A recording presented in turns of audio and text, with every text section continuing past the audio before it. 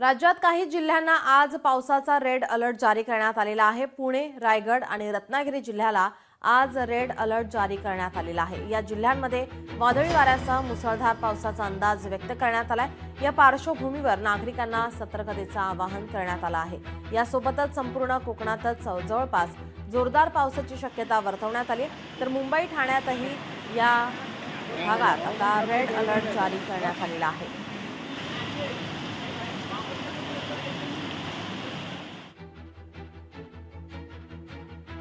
आपण ही दृश्य पाहतोय मुंबईमधील। या ठिकाणी पावसाचा येलो अलर्ट मुंबई आणि ठाण्याला देण्यात आलेला आहे, तर पुणे, रत्नागिरी, रायगडला रेड अलर्ट जारी करण्यात आलेला आहे। आज सुद्धा पावसाचा इशारा हवामान खात्याकडून आता वर्तवण्यात आलेला आहे। मुंबईतील आपण ही दृश्य पाहतोय, आत्ताची सकाळची ही दृश्य आहेत। या ठिकाणी मुंबईला येलो अलर्ट जारी करण्यात आलेला आहे। मुंबई आणि ठाण्याला येलो अलर्ट जारी करण्यात आलाय। पुढील 3 ते 4 तासात मुसळधार पावसाचा अंदाज वर्तवण्यात आलेला आहे। नागरिकांना सतर्क राहण्याचं आता आवाहन करण्यात येत आहे।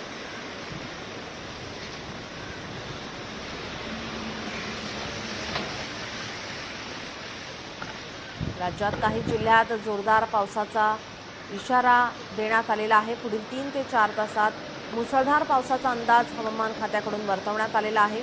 आताची आपण ही मुंबईची दृश्य पाहतोय। या ठिकाणी मुंबईमध्ये येलो अलर्ट जारी करण्यात आलाय। नागरिकांनी सतर्क राहण्याचं आवाहन करण्यात आलं आहे। कोणत्या जिल्ह्यात कोणता अलर्ट देण्यात आला आपण पाहूयात ग्राफिक्सच्या माध्यमातून। पुणे, रायगड, रत्नागिरीला रेड अलर्ट जारी करण्यात आलाय। सातारा, कोल्हापूर, सांगलीला ऑरेंज अलर्ट जारी करण्यात आलाय, तर मुंबई आणि ठाणेला येलो अलर्ट जारी करण्यात आलेला आहे। आज सुद्धा पावसाचा अंदाज वर्तवण्यात आलेला आहे। हवामान खात्याच्या अंदाजानुसार मान्सून हा आता महाराष्ट्रात दाखल झालेला आहे। आजही पावसाचा येलो अलर्ट मुंबईमध्ये जारी करण्यात आलाय। मुंबईत आजही जोरदार पावसाचा अंदाज वर्तवण्यात येतोय। आत्ताची आपण ही दृश्य पाहतोय। या ठिकाणी पावसाचा अंदाज या ठिकाणी वर्तवण्यात आलेला आहे। काल मुसळधार असा पाऊस झालेला आहे। सखल भागांमध्ये पाणी शिरलं होतं। आपले प्रतिनिधी भूषण शिंदे आपल्यासोबत जोडलेले आहेत। भूषण, मुंबईमध्ये आजही पावसाचा येलो अलर्ट जारी करण्यात आलाय। पुढील 3 ते 4 तासात मुसळधार पावसाचा अंदाज वर्तवण्यात येतोय। नक्कीच नक्कीच नीरव, एकंदर पाहिलं तर काल कुठेतरी मुंबईमध्ये मुसळधार पाऊस कोसळला। एकंदर प्री मान्सून हा असणारा अशा प्रकारे पाऊस हा ऐतिहासिक मानला जातो, त्यामुळे कुठेतरी काल मुंबईची अक्षरशः दाणादाण उडाली। मात्र अजूनही या संपूर्ण पावसाचा परिणाम काहीसा पाहायला मिळते। आजही मध्य रेल्वे जी आहे ती आपल्याला 5 ते 10 मिनिटं उशिरा धावताना पाहायला मिळत आहे। त्यासोबतच जी मेट्रो ॲक्वा लाईन मेट्रो जी होती त्याचं सुद्धा प्रचंड मोठं नुकसान झालेलं आहे, त्यामुळे ती मेट्रो सुद्धा आज बंद राहणार आहे। त्यामुळे अजून सुद्धा या पावसाचं कुठेतरी फटका आपल्याला मुंबईकरांना बसलेला पाहायला मिळत आहे। त्यासोबत आज सुद्धा ऑरेंज अलर्ट दिलेला आहे। त्यानुसार आज सुद्धा अनेक नागरिकांनी मुंबईकरांनी घराबाहेर पडताना काळजी घ्यायची आहे। त्यासोबतच कुठेतरी अगदीच महत्त्वाचं काम असेल तरच घराबाहेर पडावं अशा प्रकारे देखील आवाहन सरकारने केलेलं आहे। त्यामुळे या 3 ते 4 तासामध्ये किंवा या संपूर्ण दिवसभरामध्ये आज मुंबईमध्ये पाऊस असणार आहे, त्यामुळे आज मुंबईकरांनी काळजी घ्यावी। आज सुद्धा मुंबईमध्ये ऑरेंज अलर्ट दिलेला आहे। नीलम जी नक्कीच भूषण, याचा परिणाम रस्ते वाहतुकीवरती, रेल्वे वाहतुकीवरती काही झालेला पाहायला मिळतोय का? नक्कीच नियम सध्या तरी मध्य रेल्वे जी आहे ती साधारण 5 ते 10 मिनिटं उशिरा धावत आहे। मात्र पश्चिम रेल्वे जी आहे ती आपल्याला सुरळीत धावताना पाहायला मिळत आहे।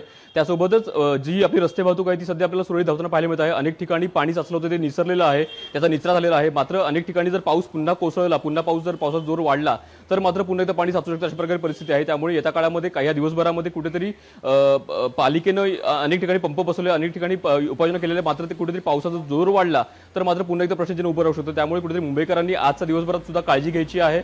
आज सुद्धा ऑरेंज अलर्ट आहे, त्यामुळे कालच्या पावसाचा परिणाम सुद्धा आज सुद्धा आपल्याला मुंबईवर झालेला पाहायला मिळत आहे।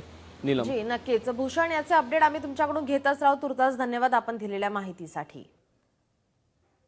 मुंबईत आजही जोरदार पावसाचा अंदाज वर्तवण्यात येतोय। आपले प्रतिनिधी पुण्याहून चंद्रशेखर भांगे आपल्यासोबत जोडलेले आहेत। चंद्रशेखर, पुण्यामध्ये सुद्धा या ठिकाणी आता अलर्ट जारी करण्यात आलेला आहे। सध्या पुण्यातली काय परिस्थिती आहे? पुण्यामध्ये खरं तर काही वेळेस पाऊस थांबतो आणि पुन्हा जो पाऊस आहे तो सुरू होतो। आणि या सगळ्या पावसामुळे पुणेकरांचं जे दैनंदिन जीवन आहे ते आहे म्हणावं लागेल, कारण ग्रामीण भागामध्ये सुद्धा मोठ्या प्रमाणात जो आहे तो पाऊस सुरू आहे। पुण्यातील सखल भागामध्ये जे आहे ते पाणी गेलं। पुण्यातील तुळा आणि मोठा ज्या नद्या आहेत त्या नद्यामध्ये सुद्धा पाणी आलेलं आहे. पुणे जिल्ह्यामध्ये जर आपण पाहिलं, पुणे जिल्ह्यातील इंदापूर, दौंड आणि लोणावळा या परिसरामध्ये मोठ्या प्रमाणात आपल्याला पाऊस दिसत आहे. पुणे शहरामध्ये सुद्धा अनेक ठिकाणी जो आहे तो पावसाचा जोर वाढलेला आहे. हा पाऊस कधी थांबतो तर पुन्हा पाऊस वाढतो.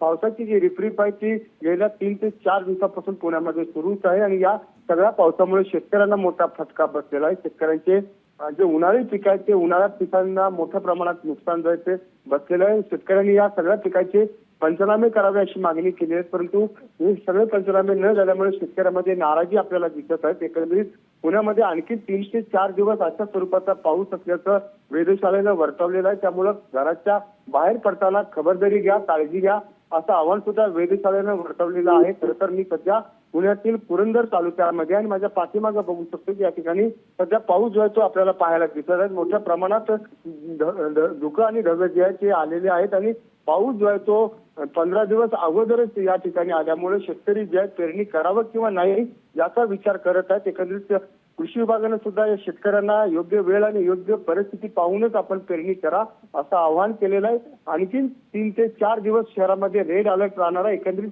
शहराची परिस्थिती पाहिली तर शहरामध्ये ज्या प्रमाणात मोठ्या प्रमाणात पाऊस सुरू आहे त्या पावसामुळे रस्त्यावरती मोठ्या प्रमाणात खड्डे पडलेले आहेत आणि वाहन चालकांना जो आहे तो रस्ता वरून गाडी घेऊन जाताना मोठी कसरत करताना या ठिकाणी दिसत आहे. जी. एकंदरीत शहरामध्ये पुढचे 4 दिवस जे आहेत रेड अलर्ट जे आहेत ते या ठिकाणी वर्तवण्यात आलेलं आहे. नीलम, जी, याचे अपडेट आम्ही तुमच्याकडून घेतच राहू. तुर्तास धन्यवाद आपण दिलेल्या माहितीसाठी. लोकशाही मराठी ऐका, पहा, जागरूक रहा.